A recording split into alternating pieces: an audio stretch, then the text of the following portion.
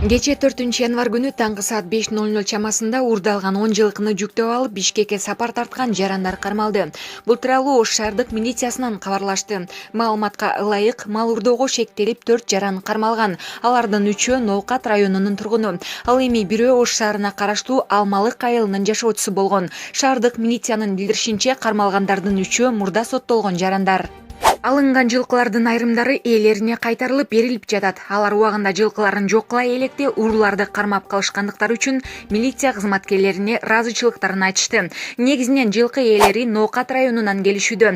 Алгачкы тергөө амалдары көрсөткөндөй, бул топ уурдалган жылкыларды Чүй облусунун мал базарларынын биринде сатууну же этке өткөрүүнү пландаштырышкан дейт Ош шаардык ички иштер башкармалыгынын маалымат катчысы Замир Сыдыков.